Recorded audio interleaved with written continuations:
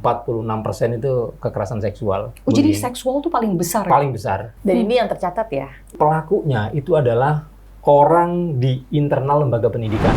Banyak sekali kejadian kepala sekolah menjadi pelaku kekerasan seksual, korbannya adalah guru, bukan siswa nih ya. Lalu guru melapor, itu guru bisa dibui. Pak Nadiem bikin aturan di semua sekolah itu harus ada TPPK, Tim Pencegahan dan Penanggulangan Kekerasan. Nah di era Pak Muti ini muncul aturan baru. Jadi semua TPPK yang bertugas untuk pencegahan, penanggulangan kekerasan itu dibubarkan semua dengan adanya aturan ini gitu. Jadi nggak ada lagi tuh? Nggak ada lagi. Memang ada perbedaan perspektif antara laki-laki dan perempuan ya. Laki-laki itu melihat obrolan yang bernuansa seksual itu memang sebagai bercandaan, hal yang biasa di mata laki-laki, tetapi jadi hal yang menakutkan, jadi hal yang memalukan gitu di mata perempuan sebagai objek seksualnya.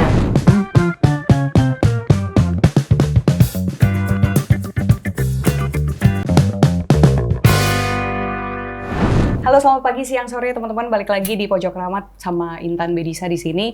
Dan kita belakangan ini kan banyak bicara soal momentum Hari Kartini ya, di mana kita sibuk tuh mengulang terkait dengan narasi emansipasi perempuan yang kuat, tangguh, berdaya. Tapi rasanya melihat apa yang terjadi belakangan ini ya, seperti kasus kekerasan seksual di kampus. Belum lama kan kejadian di Fakultas Hukum UI, kemudian penyusul di IPB.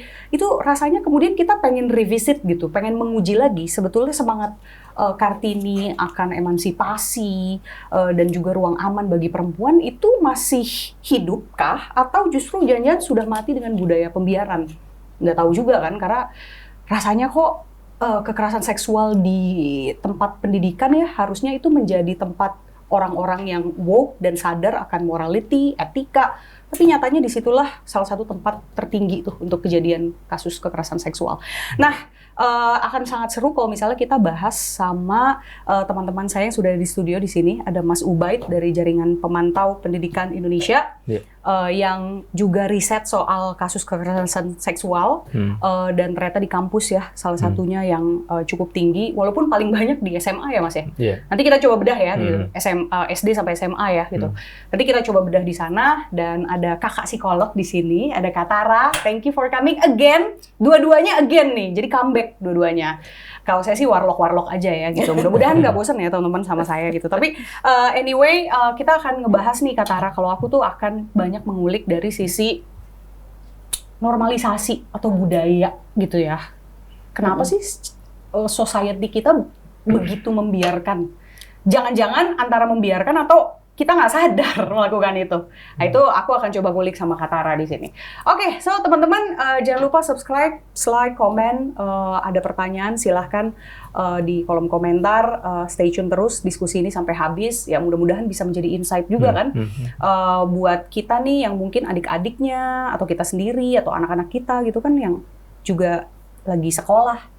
Kayaknya perlu banget nih untuk membicarakan ini gitu ya, karena ini datanya dari JPP ini jujur concerning nih.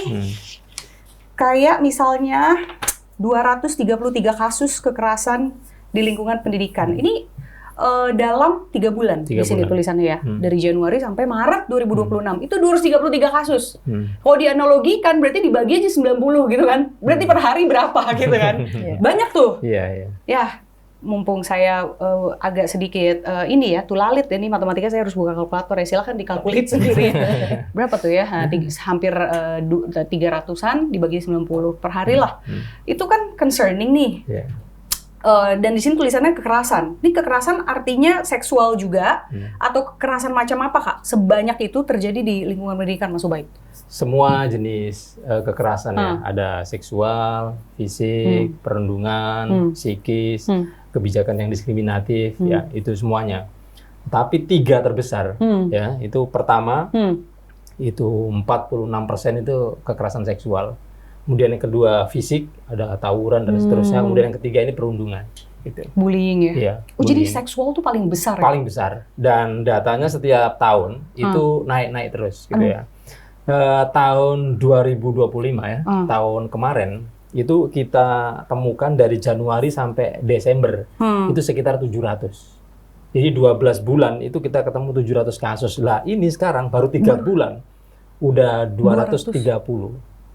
Wow. Berarti kalau sampai Desember kemungkinan tahun ini jauh lebih banyak daripada 2025. Dan ini yang tercatat ya? Iya, ini yang benar. tercatat, yang melapor. Yang melapor. Iya. Berarti bisa jadi ini sebenarnya jauh lebih banyak Iya. tuh angkanya. Yang unreported jauh lebih besar. Nah, ini kalau KS itu yang mendominasi itu di lingkungan mana, Mas? Maksudnya apakah kampus gitu atau justru pendidikan dasar, Mas?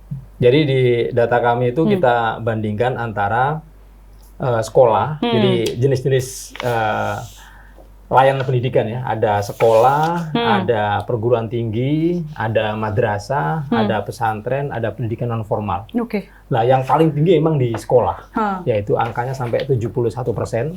Kemudian kedua itu kampus, ada 11%. Kemudian ketiga ada pesantren, 9%. Kemudian madrasah, 3%. Gitu. Jadi sebenarnya Sekolah nih berarti dari SD sampai SMA, betul? ya, SD, SMP, SMA gitu. Kalau di madrasah ya berarti MI, MTS, Madrasah Aliyah. Dan Gitu. yang melakukan itu rata-rata sesama Jadi, murid atau guru? Sama itu, kalau data itu sama. Mau di sekolah, mau di perguruan tinggi itu sama. Jadi pelakunya itu adalah orang di internal lembaga pendidikan. Jadi mayoritas adalah tenaga pendidik dan tenaga kependidikan. Nah, yang dimaksud pendidik dan tenaga kependidikan itu ya termasuk guru, ada pimpinan sekolah, ada TU misalnya, atau guru ekstrakurikuler, dan seterusnya. Pokoknya tenaga kependidikan lah gitu. Jadi ini terjadi di lingkungan sekolah dan pelakunya adalah pendidik dan tenaga kependidikan. Berarti ini kan Mayoritas. sebenarnya orang-orang yang sadar ya bahwa itu adalah sebuah kesalahan. Dia memanipulasi dan ada relasi kuasa di sana, ketimpangan relasi juga kan. Itu berarti kenapa orang yang seharusnya menjadi ruang aman bagi murid justru menjadi pelaku? Kalau dari temuan data ada nggak analisanya, Mas Ubaid? Ya, karena ini pelakunya ini adalah orang-orang yang punya relasi kuasa, punya power gitu ya. Kalau dalam konteks sekolah berarti kan ada guru, ya. Kemudian di kampus ada rektor, ada guru besar, ada dosen. Ya, itu mereka karena punya kuasa, punya kontrol, maka mereka abuse. Mereka gunakan power untuk abuse gitu. Sehingga orang-orang yang di bawah kontrol dia itu mau nggak mau harus menerima keadaan itu meskipun menjadi korban. Mas, ini rata-rata tuh memang sistemik gitu ya. Artinya saling mengetahui tapi kemudian saling membackup juga. Atau si individu nih. Maksudnya emang ya moralitas individu yang buruk gitu misalnya. Kalau aku lihat trennya ada pattern of behavior yang sama. Jadi ini bukan kasus yang hanya terjadi di UI, nggak terjadi di kampus lain, atau ini terjadi di sekolah tertentu, nggak terjadi di sekolah lain, enggak. Ini sama. Apa yang terjadi di UI itu pattern of behavior-nya sama. Perilaku, pelaku, kemudian pelaku yang tidak dihukum, pelaku yang tidak ada sanksi tegas. Kalau misalnya laporan tidak ditindaklanjuti, kalaupun ada sanksi itu hanya sanksi administratif, itu di mana-mana. Itu pattern-nya sama. Jadi mereka merasa aman untuk melakukan itu. Iya, ketika pelaku itu tidak mendapatkan hukuman yang setimpal, bahkan tidak mendapatkan sanksi apapun, ya dia merasa bebas untuk mengulang apa yang dia lakukan dengan korban yang banyak dan berbeda-beda. Ini kegagalan sistematis dong berarti jatuhnya ya? Iya, karena itu saya bilang ini bukan kasus yang cuma ada problem di satu sekolah atau satu kampus, bukan. Tapi ini terjadi di mana-mana, di seluruh, ya saya bilang karena datanya banyak sekali ya di seluruh Indonesia, baik di sekolah maupun di perguruan tinggi. Nah, tapi kalau dari data ini kemudian kita sah untuk bilang bahwa ini kegagalan sistematis, ada semacam perlindungan yang mereka dapatkan gitu kan. Nah, itu artinya mekanisme pencegahan dan perlindungan di sekolah tuh seperti apa, Mas? Bukannya sudah ada Satgas ya? Saya bilang gagal. Jadi kan kasus kekerasan seksual ini dari dulu kan banyak terjadi. Lalu pemerintah berupaya, ada peraturan Kementerian Pendidikan Tinggi itu kan semua kampus harus membuat Satgas pencegahan dan penanggulangan kekerasan. Ya kan? Itu kan upaya. Bagus itu. setahu saya sejak 2 tahun yang lalu, kampus-kampus itu sudah bikin Satgas PPKS gitu ya. Tetapi, apakah pemerintah pernah mengevaluasi kinerja Satgas itu? Apakah pimpinan kampus pernah melakukan audit terhadap peran-peran Satgas selama ini? Setahu saya nggak pernah gitu ya. Bahkan ketika saya melakukan pemantauan ini, saya datang ke kampus-kampus, saya main jalan-jalan ke kampus-kampus hanya untuk ngecek apakah mahasiswa di kampus itu tahu ada Satgas gitu ya. Terus Dan kesimpulan saya, ya ketika saya tanya, dia tanya baik, Satgas PPKS itu apa? Berarti kan nggak nyampe informasinya ke dia. Apalagi menjawab pertanyaan saya yang kedua, kantor Satgas PPKS di mana? Pasti nggak bisa jawab dia. Gitu ya. Bahkan saya datang ke salah satu kampus, karena saya udah putus asa nanya mahasiswa nggak ada yang tahu, saya tanya satpamnya, Pak, saya mau ke kantor Satgas PPKS. Apa ya Mas? Gitu. Belum mau satpamnya. Lalu dia nelpon ke kawannya kan, lalu biasalah pakai ini kan, nanya, baru saya diarahkan. Berarti kan dia nggak terinfo satpam yang jaga di depan itu. Kalau boleh tahu Mas, kampus yang Mas tadi sampaikan itu di wilayah urban kah atau bagaimana menurut Di Mas? Jakarta. Di Jakarta. Di Jakarta. Berarti dia dekat sekali dengan pusat informasi nih ceritanya nih, apa pusat pemerintah nih sama yang bikin nih, menterinya nih gitu kan? Ya ampun. Dulu saya juga di kampus kayak nggak tahu deh ada gini-gini. Maksudnya nggak pernah terinfo bahwa kalau ada kejadian ini bisa melapor ke sini. Tapi itu baru ya, Mas ya. Maksudnya mungkin jangan-jangan aku ngampus itu S1 ya, itu aku 2009. Belum ada dong harusnya. Satgas belum ada 2 tahun yang lalu. Baru 2 tahun yang lalu ya gitu. Oke. Wah. Ini waktu zaman aku ngampus di 2009 itu aja kalau emang ada kejadian itu we have no clue gitu kan. Karena memang tidak ada. Nggak ada. Kalau sekarang tuh sebenarnya ada tapi still have no clue. Itu kan berarti wah itu ngaco sih gitu kan. Ini menurut temuan Mas Ubaid lagi berarti bagaimana ya Satgas itu sudah diluncurkan, diaktifasi dari 2 tahun lalu, itu kan kalau tidak salah itu inisiatif Menteri Nadiem ya? Iya. Gitu kan? Dan itu juga ada ininya, ada momentumnya dengan Undang-Undang TPKS, ya kan, yang baru sah gitu. Nah, berarti dari temuan Mas Ubaid, apakah memang komunikasinya terputus gitu, atau memang ini memang tidak diseriuskan, atau ada indikasi apa Mas Ubaid temuannya? Jadi kekerasan seksual ya di perguruan tinggi itu kan sudah banyak terjadi sebelum ada peraturan ini ya, atau sebelum ada Satgas ini gitu. Sementara pelakunya ini kan tetap gentayangan ini di kampus ya kan, gitu kan. Lah begitu ada Satgas, saya melihat ada kesamaan itu ya. Pimpinan kampus itu nggak serius bikin Satgas itu. Nah, kan? Lah, kenapa saya bilang begitu? Kan tadi setelah nanya-nanya, saya kan nyampe tuh di kantor Satgas kan. Saya nanya dong, ngobrol sama orang-orang Satgasnya. Ini gimana, saya ngobrol dengan mahasiswa, banyak laporan juga ini. Banyak kasus di kampus ini kok nggak tindak-lanjuti. Terus saya nyampe ke sini juga dipingpong ke sana kemari nih. Kenapa kok kantor Satgas aja mahasiswa nggak pada tahu gitu. Kenapa nggak dipasang pamflet atau flyer atau baliho atau di papan informasi apa gitu. Saya ditanya balik. Bikin baliho emang nggak butuh duit. Dampingin program memang nggak butuh duit. Gitu kan. Kita nggak ada dananya. Iya. Padahal kita nggak dikasih jatah dana untuk melakukan edukasi, pelatihan, workshop, diseminasi. Nggak ada. Itu harusnya berarti kan dananya dari, maksudnya ada support dari kementerian gitu misalnya. Iya. Nah itu yang tidak ada.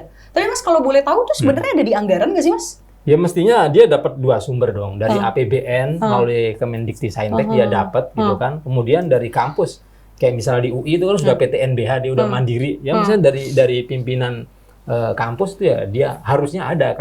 Kalau pimpinan kampus itu concern, pengen fokus, pengen menciptakan kampus yang bebas dari kekerasan, mestinya digelontorkan dong kebutuhannya gitu. Contoh kayak pendampingan korban itu yang punya problem psikologis misalnya. Itu kan nggak sehari 2 hari disuntik lalu selesai gitu kan, kayak korban fisik gitu kan. Itu pendampingannya panjang gitu. Betul. Sampai bagaimana supaya si korban ini tidak ketemu dengan pelaku, tidak diintimidasi, dia di rumah aman misalnya, itu kan butuh biaya semua. Lah Satgas yang saya ketemu ya, Satgas waktu itu kita nggak didukung untuk itu.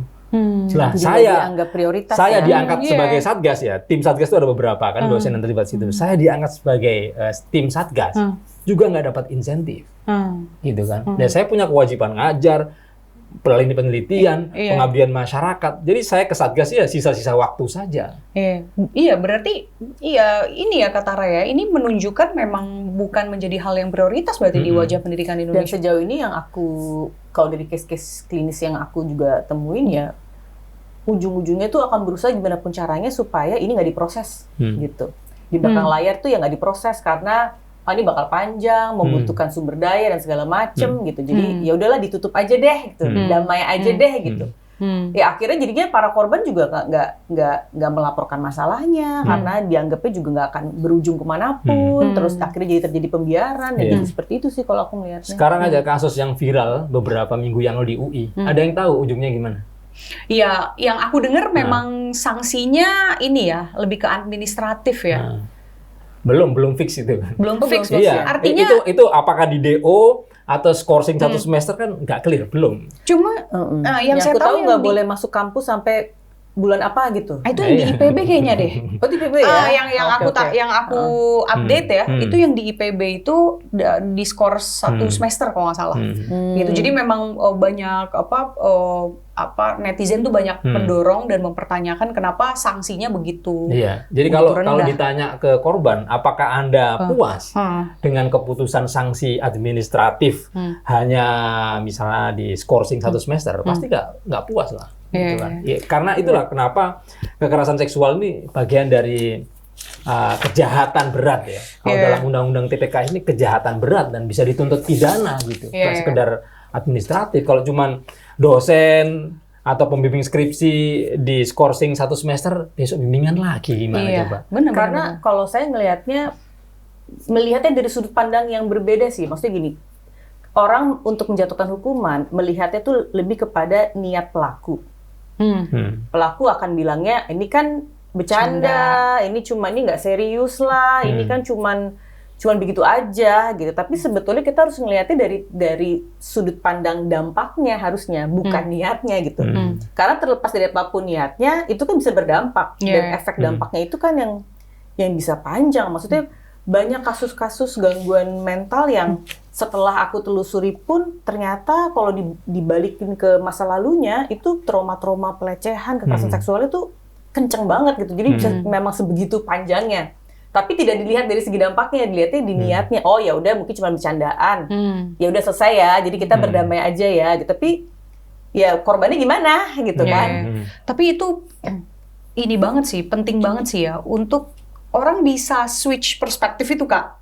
Betul. Karena nggak semua orang kemudian switch langsung ke dampak. Ya dia kan pasti ya mungkin secara alamiah gitu ya, manusiawi dia bela diri gitu kan, bilangnya bahwa ya kayaknya gue nggak bermaksud untuk melecehkan langsung depan orangnya kok, ini kan cuma kayak omongan kita aja gitu. Nah itu kan yang terjadi di UI sama IPB. Menurut Kak Tara kalau dari sisi psikologi ya, berarti itu sebenarnya seperti apa ya Kak kalau kita menilai omongan yang berbau seksual dan sensual tapi itu di ranah privat gitu, yang mungkin korbannya juga nggak tahu gitu. Itu dari pandangan psikologi itu kayak gimana ya Kak?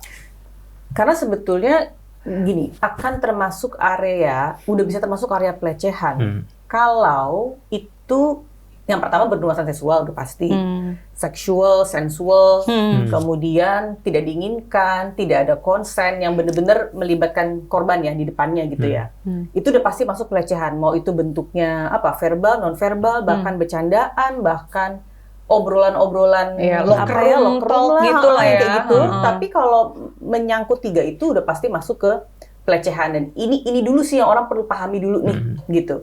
Itu yang pertama. Tapi gimana kalau misalnya korbannya nggak di depan mata gitu. Tapi kalau saya melihatnya ini kan sesuatu hal yang terkesannya gitu ya, dibiarkan sesuatu hal yang kecil tapi dibiarkan terjadi terus-menerus. Ya akhirnya jadinya bisa jadi besar gitu. Karena memang ada perbedaan perspektif antara laki-laki dan perempuan ya. Kalau laki-laki itu melihat obrolan yang bernuansa seksual itu memang sebagai bercandaan. Itu kayak pencair suasana gitu. Itu sesuatu yang tidak serius gitu.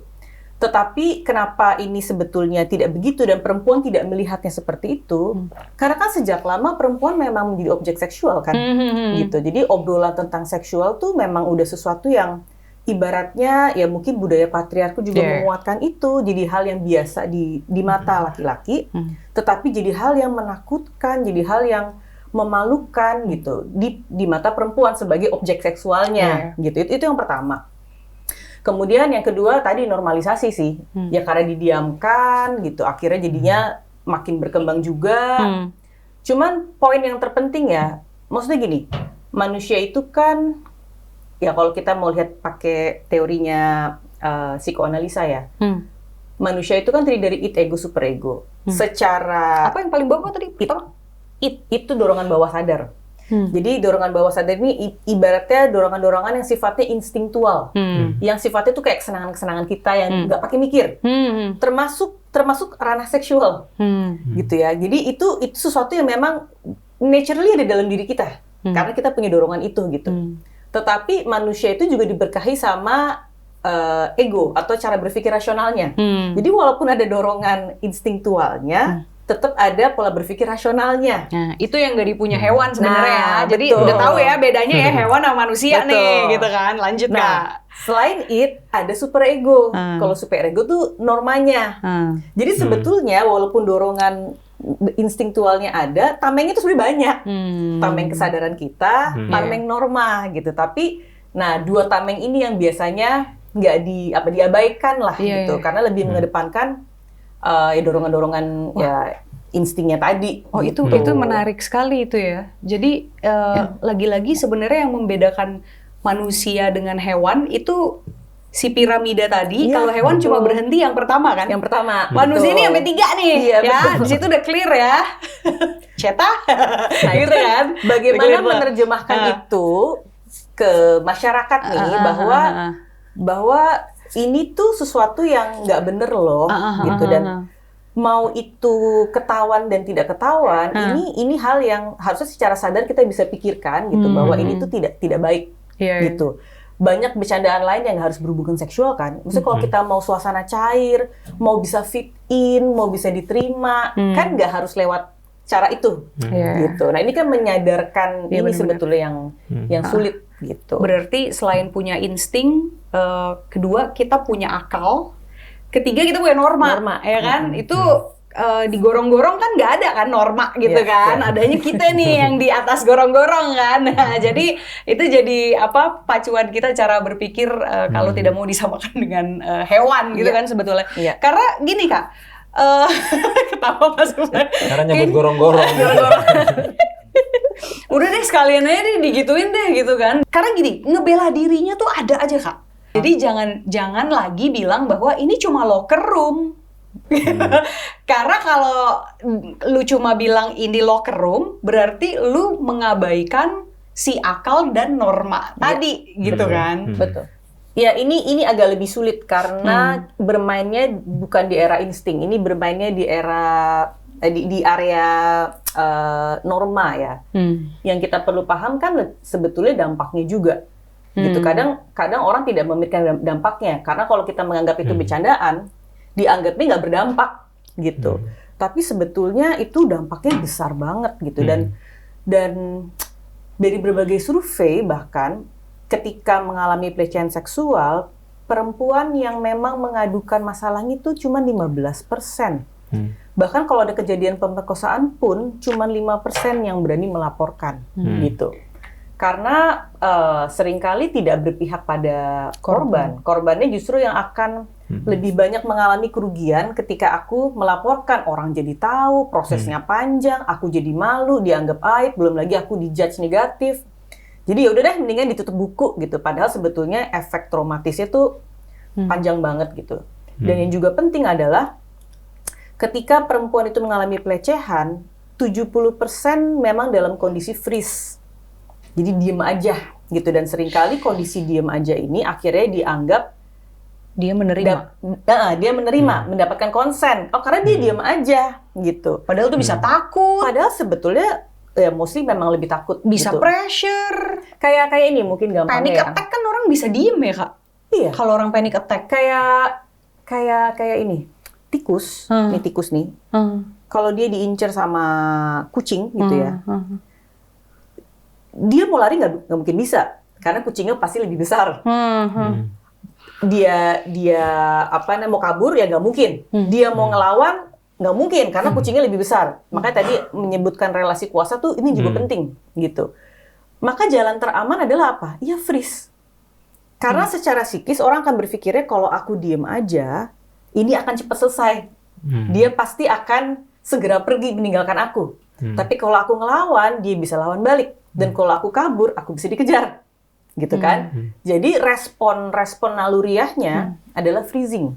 Tetapi jangan salah tangkap loh, bukan berarti kalau freeze itu berarti aku menyetujui, aku menginginkan gitu. Enggak gitu. Nah, ini hal yang kebanyakan orang belum paham gitu. Padahal itu respon takut sebetulnya.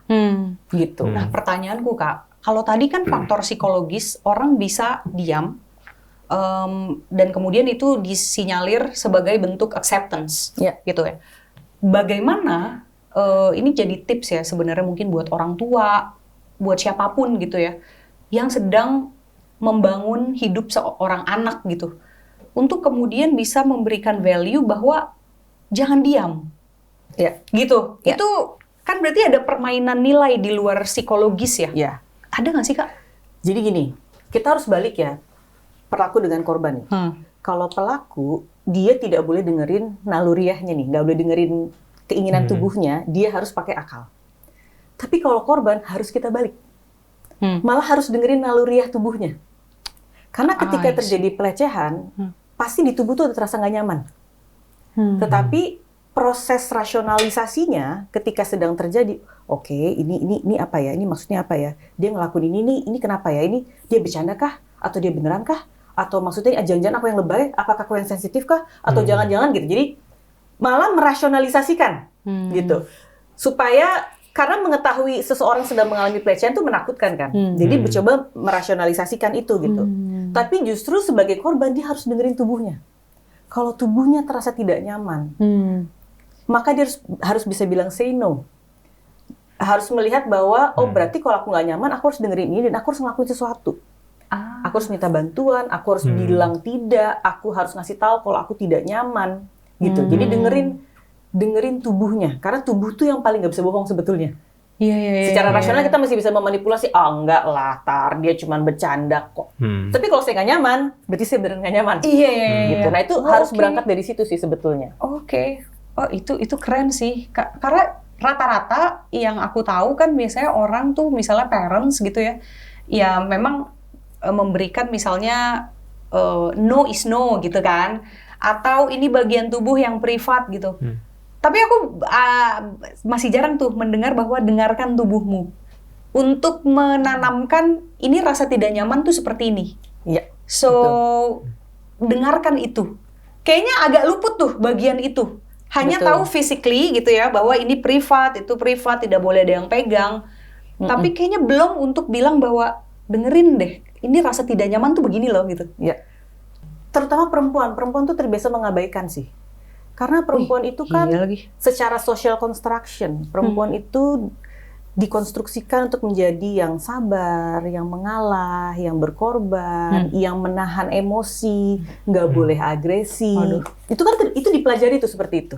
Jadi ketika ada ketidaknyamanan, itu dipendem, ditahan gitu. Sumpah sih takut Bu Kartini almarhum bangun lagi tuh kayaknya tuh. Perempuan kayak gitu ya gitu kan. Karena aku habis baca surat-surat era Kartini itu emang dia sebagai perempuan di era itu memang keren banget gitu. Dia berani bilang bahwa perempuan harusnya kayak gitu. Jadi kayak dari surat itu aku kebayang tuh sisi kerasnya Bu Kartini menentang segala bentuk konstruksi terhadap perempuan gitu. Jadi dari Ibu tadi gue ngebayangin kalau beliau masih hidup kayak bakal marah ya. Bangkit tuh kan kayaknya. Nah, pertanyaanku gini. Kalau misalnya kembali ke soal ini ya Mas, di kasus kekerasan di lembaga pendidikan gitu, itu rata-rata kenapa ya relasi kuasa ini tuh cenderung hal yang tidak pernah sembuh gitu. Padahal mereka orang yang woke. Lagi-lagi ya kalau tadi ke piramida ya berarti kan mereka tahu insting, mereka tahu akal, mereka tahu norma gitu. Kenapa mereka justru yang dari datamu paling banyak? Ada nggak indikasi jawaban itu? Ya, yang terjadi di beberapa fakta itu ternyata ini tidak hanya terjadi di kasus kekerasan kan, di banyak kasus yang lain mencerminkan bahwa yang paling berkuasa di sekolah itu adalah ya pimpinan sekolah, dalam konteks sekolah. Kalau dalam konteks kampus ya pimpinan kampus. Contoh sederhana di luar konteks kekerasan misalnya, di sekolah itu nggak ada yang tahu. Setiap sekolah itu punya namanya rancangan anggaran dan belanja sekolah. Itu nggak ada yang tahu kecuali pimpinan sekolah sama bendahara. Padahal anggaran belanja sekolah itu harus dirembukkan, harus didiskusikan oleh semuanya, termasuk komite sekolah, ada guru, ada OSIS misalnya, itu semua harus rembukan untuk. Tapi meskipun normanya begitu, itu sampai hari ini itu nggak ada. Tanya aja ke sekolah manapun, guru emang tahu tahun ini ngelola anggaran belanja sekolah berapa? Apakah Anda terlibat dalam perencanaan? Nggak ada. Nah, dalam konteks itu ya begitu berkuasanya. Apalagi dalam konteks kekerasan seksual. Banyak sekali kejadian guru dengan guru ya, tapi posisinya ini dengan kepala sekolah ya. Kepala sekolah menjadi pelaku kekerasan seksual, korbannya adalah guru, bukan siswa nih ya. Guru. Lalu guru melapor, itu guru bisa dibui. Bukan pelakunya, bukan kepala sekolah. Kasus Baik Nuril yang dulu pernah viral itu. Oh iya. Yaitu Baik Nuril itu guru. Iya, benar. Korban, pelakunya adalah kepala sekolah, tapi yang dibui adalah Baik Nuril. Dalam kasus yang lain, ada rapat guru dipimpin oleh kepala dinas pendidikan. Kepala dinas pendidikannya ngerokok. Ada guru terganggu di dalam ruangan ber-AC kok ngerokok, protes. Itu yang dipecat bukan kepala dinasnya, gurunya yang dipecat, yang protes itu. Hak atas udara sehat kan sebetulnya. Wah. Jadi relasi kuasa dalam sekolah atau kampus itu sangat mendominasi sekali sehingga yang tidak punya kuasa itu nggak berdaya. Nah, Mas, even guru ataupun mahasiswa. Yang concerning itu aku mendengar justru sekarang ada peraturan perlindungan guru. Itu betul, Mas? Maksudnya ya kita perlu melindungi guru, tapi artinya ini betul kan menjadi peraturan yang justru membuka celah untuk membawa hal ini kepada keadilan. Karena tadi kan Mas bilang justru guru paling banyak jadi pelaku. Nah ini justru ini akan mampu mengerem laju kekerasan di lembaga pendidikan atau justru malah memperbanyak, ya kan? Kalau kita berkaca pada data tahun lalu, tentu ini 3 bulan saja udah 233. Saya menduga akan lebih banyak. Apalagi 71% itu kejadiannya di sekolah, baik di SD, SMP maupun SMA. Besar sekali 71% itu. Nah, saya juga menduga dengan cukup kuat karena Januari 2026 itu Mendikdasmen mengeluarkan Permendikdasmen yang baru tentang menciptakan zona yang aman dan nyaman di sekolah. Itu menghapus Permendikbudristek ya, zamannya menteri yang lalu Pak Nadiem, di mana Pak Nadiem bikin aturan di semua sekolah itu harus ada TPPK, tim pencegahan dan penanggulangan kekerasan. Nah, di era Pak Muti ini muncul aturan baru. Jadi semua TPPK yang bertugas untuk pencegahan, penanggulangan kekerasan itu dibubarkan semua dengan adanya aturan ini gitu. Jadi nggak ada lagi tuh? Nggak ada lagi. Di SD sampai SMA? Nggak ada lagi. Tapi kalau Satgas yang di perguruan tinggi ada? Beda beda ranah ya? Beda ranah. Karena ini Pak Muti ini kan areanya dasar dan menengah saja gitu kan. Karena itu menjadi was-was ya, orang tua menjadi was-was karena di aturan yang baru ini ya, sama sekali nggak menyebut jenis-jenis kekerasan, model-modelnya seperti apa, nggak ada. Jadi judulnya itu menciptakan sekolah yang aman dan nyaman. Oh, gitu. Jadi nggak nyebut kata kekerasan, Nggak spesifik. Nggak spesifik. Walaupun kita Dalamnya di ya, situ. iya, nggak ada iya. kata-kata perundungan itu apa, kekerasan seksual itu apa, jenisnya apa saja, kekerasan psikis itu apa, nggak ada Jadi sama sekali. pegangannya apa Iya. dong ya berarti? Ya, makanya saya menduga ini kekerasan akan meningkat karena TPPK itu dibubarkan. Kemudian yang kedua, secara data dari tahun ke tahun memang paling banyak pelakunya itu adalah tenaga pendidik dan kependidikan. Sementara di Januari 2026 tahun ini juga ada Permendikbudrismen tentang perlindungan guru. Gitu.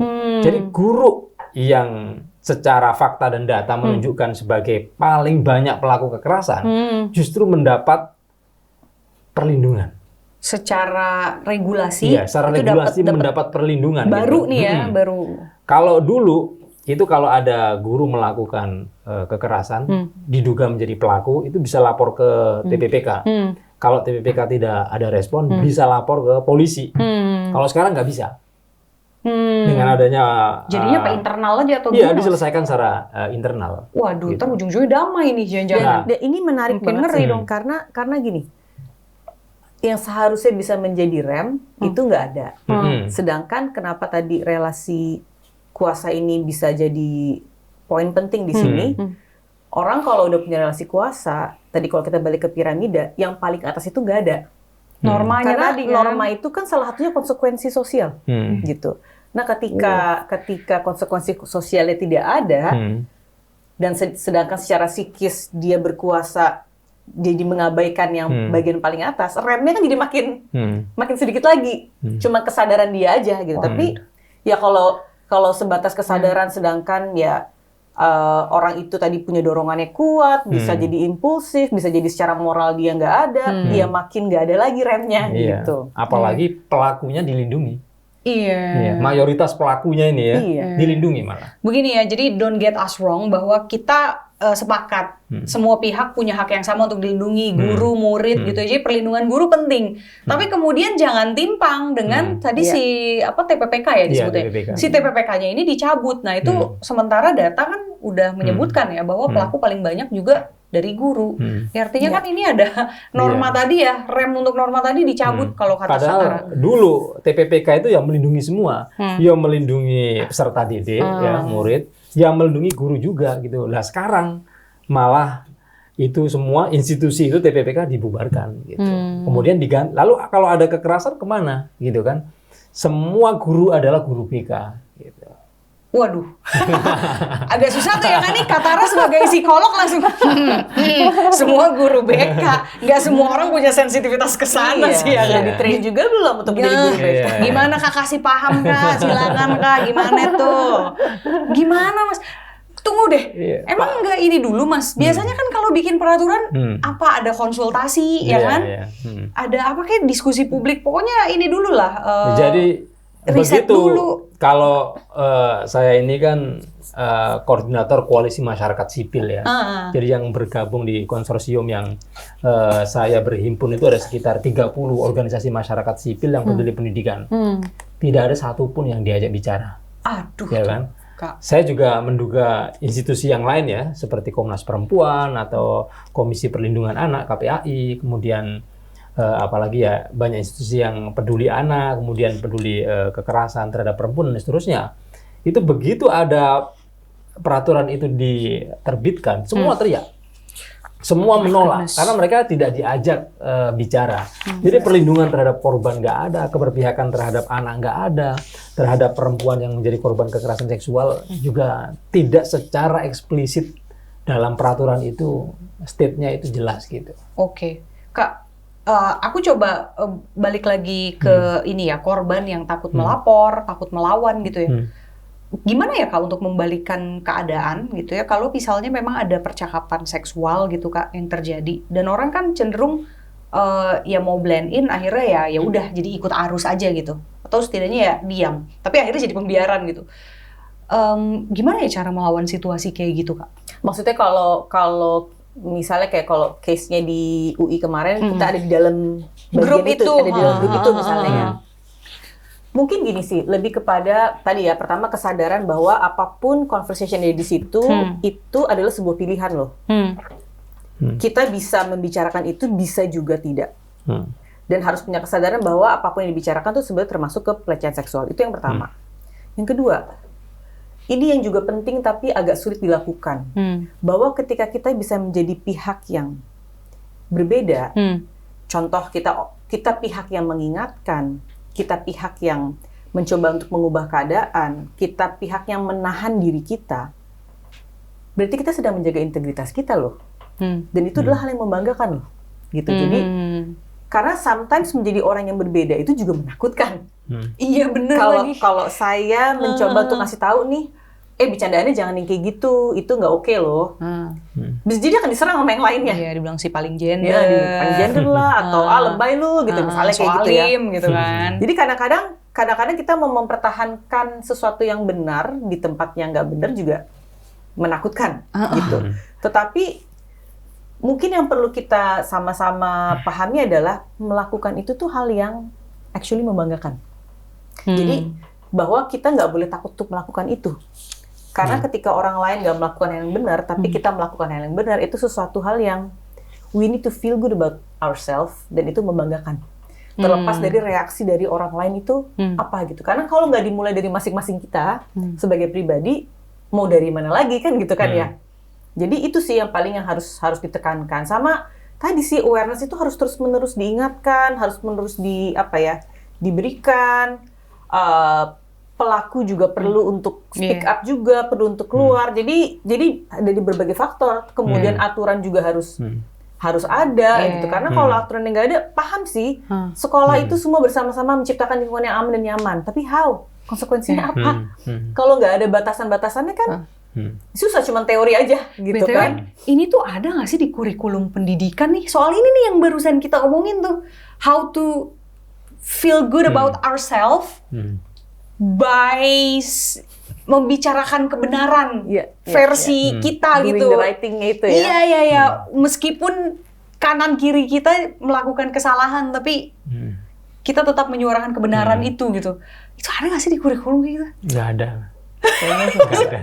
Itu dianggapnya sesuatu yang ya di keluarga harusnya diajarkan, supposed to be diajarkan, di agama supposed to be diajarkan. Tapi nggak cukup. Tapi tidak pernah. Ya kalau itu cuma sekedar numpang lewat kan. Tidak dianggap penting. Tidak Sehingga dianggap yang penting penting. itu nilai matematikamu berapa, Iya, bahasa Inggrismu berapa. Itu yang penting. Dan itu yang menentukan akan diterima di SMP mana, SMA mana, kampus mana. Itu nggak pernah dilihat integritasmu bagaimana, keberanianmu bagaimana, kejujuranmu bagaimana. Pernah melakukan sebagai pelaku kekerasan nggak waktu dulu di SMA gitu. Termasuk masuk UI saya pikir. Atau kampus manapun nggak ada pertimbangan itu. Yang penting nilai akademiknya bagus, dapat karpet merah. Whatever kelakuannya kayak gimana.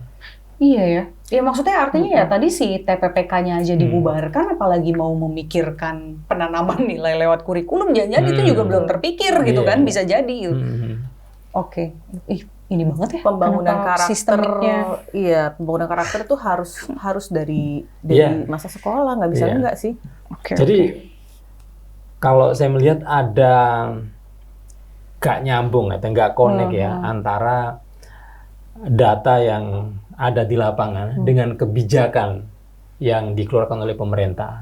Ya, setiap tahun itu di lembaga pendidikan ada namanya survei penilaian integritas. Itu setiap tahun diadakan gitu. Dan data tiap tahun ya, dari skor 1 sampai 5, integritas lembaga pendidikan kita itu nggak naik-naik, masih di level 2. Dari 1 sampai 5. Itu 5 itu sangat berintegritas, sangat bagus. Lah kita masih di level 2. Itu skornya itu. Mau di jenjang dasar, menengah maupun tinggi.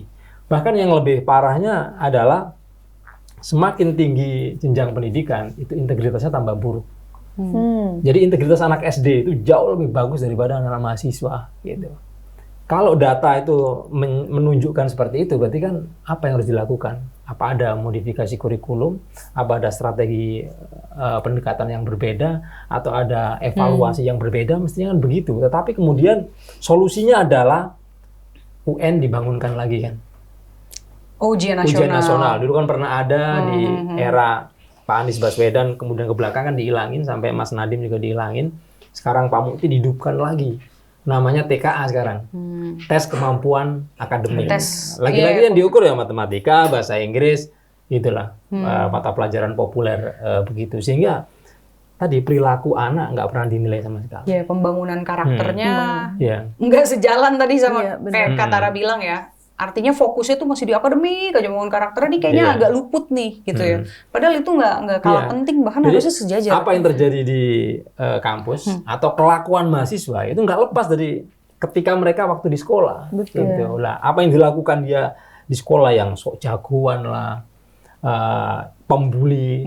Kalau di sekolah itu kan ada perasaan kalau tawuran menang itu kan keren, hero kayak. Jadi pembuli itu kan kayak gagah gitu kan. Lah, mental yang kayak gitu itu dibawa ke perguruan tinggi gitu. Sehingga nanti ujung-ujungnya salah-salahan sih. Ini di rumahnya kurang nih. Kayak di rumah ini di sekolahnya nggak diajarin gitu. Oh itu di surat Kartini juga beliau mention tuh soal bahwa pendidikan ilmiah itu percuma tanpa pendidikan moral. Kartini juga udah mention itu. Jadi I agree with you Mas Ubed. Mungkin for final questions nih kakak-kakak. Ya sekarang kan kita sayangnya budayanya memang masih victim blaming ya Kak. Kamu ada tips nggak Kak untuk mungkin bisa membuat itu, mengubah keadaan itu gitu ya. Jadi untuk kesadaran bersama dan mungkin untuk orang yang punya trauma itu juga gitu. Mungkin aku agak nggak fair sih untuk ngomong, cobalah untuk lebih berani. I know it's not fair buat mereka mendengarnya, tapi kita kan juga berharap lebih banyak yang speak up ya, gitu. Dan itu kan butuh encourage. Nah makanya artinya apa yang bisa kamu sampaikan ke kita nih agar tumbuh kesadaran kolektif dan mungkin itu akhirnya bisa sampai ke individu-individu agar mereka kemudian bisa mau nih untuk speak up. Iya, kita tuh punya budaya gini sih. Kalau ada satu kejadian buruk, kita tuh ngelihatnya lebih kepada siapa yang mesti disalahin, gitu. Kenapa itu terjadi? Karena pasti ada yang bisa disalahin nih, gitu. Sehingga terjadilah si budaya victim blaming itu sih, gitu. Selalu korbannya disalahin duluan. Kamu sih pakai bajunya kayak begitu. Kamu sih misalnya pulang malam. Atau kamu sih kalau dibicarain diem aja gitu ya. Tapi satu hal yang perlu kita pahami sama-sama, bahwa ketika seseorang mengalami kekerasan dalam bentuk apapun, mau seksual kayak fisikal atau apapun itu, pasti ada ketidakberdayaan, gitu. Itu sesuatu yang seringkali terjadinya seperti itu, ada ketidakberdayaan gitu. Jadi pertama kita sebagai orang umum gini yang nggak menjadi korban ya, bukan korban dalam hal ini, perlu melihat bahwa mungkin menimbulkan perasaan empati dulu deh kepada korban gitu. Bukan langsung menjudge tapi empati dulu. Kenapa itu terjadi ya? Kenapa saat itu korban seperti itu dan apa sih yang dirasakan korban gitu. Nomor satu harus empati dulu gitu. Karena kalau empati sudah ada, barulah kita bisa mengubah keadaan sih gitu. Itu dari segi masyarakat umum. Tapi dari segi korbannya ya tadi ya, walaupun itu berat, tetapi penting untuk kita mendengarkan diri kita. Kalau kita tidak nyaman ya berarti kita perlu speak up. Dan kita juga boleh loh mencari keadilan di situ, gitu. Bahkan sesimpel kita marah aja, itu aja udah bentuk kita juga membela diri kita. Dan boleh melakukan itu. Sekedar bilang aku tidak suka, nggak harus marah deh, nggak harus marah. Sekedar nggak kayak gitu dong, aku nggak suka. Gue nggak nyaman nih. Gue nggak nyaman nih, gitu. Bisa nggak ngobrol, bisa nggak ngomongnya dengan cara yang lain. Itu pun udah membela diri. Jadi bahkan hal sesimpel itu boleh banget untuk dilakukan gitu. Kita tidak melanggar hak siapapun. Sebagai perempuan kita nggak bersikap agresif, enggak. Kita nggak jadi perempuan yang sotoy, enggak kok gitu. Sebatas bahwa kita mendengarkan tubuh kita dan kita mencoba mengkomunikasikannya gitu. Dan penting juga untuk para netizen sih sebetulnya. Karena kalau ada case-case kayak gitu, coba aja deh, pasti ada aja deh ketemu-ketemu komentar-komentar yang malah menyudutkan gitu ya. Kalau kita belum bisa menjadi netizen yang berempati, ya bolehlah tahan diri dulu. Balikin lagi deh ke piramida yang tadi gitu. Kalau kita belum bisa sepenuhnya menggunakan rasional kita dan juga normanya, mendingan gak usah ngelakuin apa-apa gitu. Karena ya tadi dampaknya kepada korban tuh bisa besar banget. Dan satu hal yang juga penting sama-sama perlu dipahami, gangguan mental itu juga banyak terjadi dari akibat trauma, perilaku atau pengalaman mengalami kekerasan gitu. Jadi sebegitu besar dampaknya gitu. Dan bisa jadi juga kita perlu bertanya juga sih ke masing-masing. Kita sebagai perempuan deh, bertanya deh ke diri sendiri, pernah nggak kita ngalamin itu? Dan ketika kita mengalami itu, yang kita rasain apa? Mungkin ini bisa membangun rasa empati kita ke para korban sih, gitu. Karena berdasarkan data, aduh aku tuh lupa ya datanya siapa gitu ya. Ini menarik banget soalnya di data itu 96 perempuan itu pernah mengalami pelecehan atau kekerasan seksual. 96%. 96% gitu. Dan 15% yang melaporkan. Hanya 15% yang melaporkan. Jadi artinya bisa jadi semua juga pernah mengalami ini. Gitu. Dan kalau kita pernah mengalami ini, yuk kita sama-sama menimbulkan kesadaran bahwa pentingnya isu ini dan juga berempati kepada para korban. Gitu. Apakah itu juga salah satu jawaban untuk menjawab pertanyaanku berikutnya, bahwa bagaimana untuk kita mengubah nih dari budaya diam ke budaya peduli? Ya, sangat memungkinkan banget, gitu. Ya tadi ya, 70% freeze, sekarang boleh kok kita ngomong, boleh kita speak up. Ada juga orang-orang yang akan mendukung kita kok, membolehkan diri kita untuk sekedar membela diri dan mendengarkan diri kita, itu boleh banget. Jadi start dari diri sendiri, gitu ya, dengarkan diri sendiri dan berani untuk katakan bahwa kamu tidak nyaman, just say it, gitu ya. Oke. Dengan itu mungkin akhirnya jadi kebiasaan dan yang tadinya diam jadi paling nggak ngomongnya kita tuh, speak up-nya kita walaupun dengan cara apapun akan membangun tadi norma di pelaku. Gitu. Tadi norma yang tadinya hilang nih di pelaku nih, at least tuh kan membangunkan itu. Ih, bener banget. Gitu. I agree. Oke, Mas Ubay, terakhir menurutmu justice yang paling pantas gitu ya?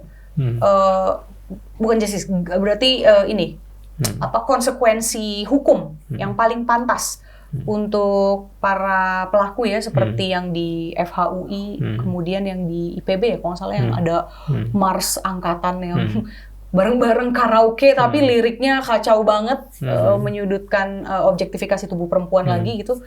Apa konsekuensi hukum paling pantas menurut Mas Ubay?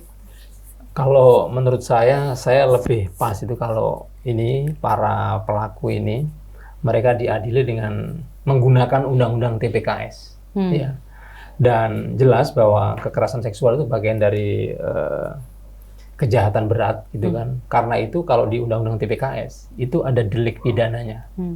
Menurut saya tidak cukup dengan administrasi sanksinya, tapi harus masuk ke ranah pidana. Nah, nanti itu berapa lama di penjara dan seterusnya itu nanti di persidangan. Tetapi tuntutannya harus tuntutan pidana. Karena selama tidak ada sanksi yang berat atau yang sangat tegas, itu mereka akan mengulang lagi gitu kan, karena merasa ya tadi hanya administratif saja gitu kan. Nah, menurut saya itu menjadi sangat penting. Kemudian yang kedua, tadi kan pelakunya. Institusinya menurut saya juga harus diberikan sanksi. Jadi kampus itu kan lembaga pendidikan, yang bertanggung jawab adalah rektor, ya, pimpinan kampus, yang menjamin bahwa kalau kalian kuliah di kampusku, maka kalian aman dari kekerasan. Jadi kalau ada banyak kekerasan, maka pimpinan kampus, rektor harus juga bertanggung jawab. Karena itu harus menjadi bagian dari penelitian penilaian Kemendikti-Saintek. Jadi kalau ada kampus-kampus yang nakal, melindungi pelaku, tidak menindaklanjuti laporan korban, tidak memberikan sanksi yang sepantasnya, maka misalnya akreditasi diturunkan, atau diberikan sanksi tidak boleh menerima mahasiswa baru karena masih bermasalah, kampusnya belum aman bagi mahasiswa. Jadi harus tidak hanya ke pelaku, tapi pimpinan kampus harus harus juga menerima Konsekuensi sanksi dan lembaganya sanksi. ya, Iya, lembaganya iya. soal akreditasi dan seterusnya. Karena itu juga membuat kepercayaan diri korban tadi, termasuk speak up, ngomong. Kalau nggak didukung pimpinan, yang melindungi saya siapa? Ruang amannya Iya, di mana? ruang gitu ya. amannya di mana? Gue ngomong-ngomong habis itu dilaporin balik, ngomong-ngomong diintimidasi, ngomong-ngomong malah di DO gitu Iya, kan. iya. Nah, justru pimpinan kampus itu harus paling depan. Kalau ada mahasiswa saya yang jadi korban, sayalah yang melindungi. Maka orang kan percaya diri. Wah, Pak Rektor berpihak pada saya gitu. Iya, iya, iya. Nah, yang terakhir menurut saya supaya di UI menjadi pelajaran bagi kita semua dan juga kampus-kampus yang lain, satgasnya harus dikuatkan. Iya. Gitu. Karena itu harus ada evaluasi secara berkala. Kalau misalnya kinerjanya kok melempem, ini apa? Apakah manusianya, sumber dayanya yang kurang atau tidak kompeten?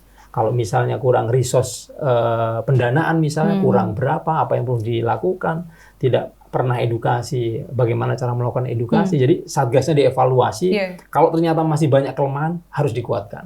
Please, Mas Ubaid dan teman-teman masyarakat sipil, jangan berhenti berjuang di sini karena ternyata bolong-bolongnya itu masih banyak banget dalam sektor pendidikan ya. Ini nggak cuma ngomongin soal anggaran, kesejahteraan guru dan lain sebagainya, tapi ini ada loh titik-titik yang memang masih sangat perlu menjadi perhatian dan itu menjadi permasalahan sistemik juga sebetulnya. Kak Tara, Mas Ubaid, terima kasih. Mudah-mudahan ini insightful bagi teman-teman Pojok Ramat. That was it episode kali ini. Subscribe, like, comment, dan balik lagi kita fokus kontrol ke diri kita sendiri dulu gitu ya. Sesuatu yang paling bisa kita kontrol adalah perilaku kita sendiri.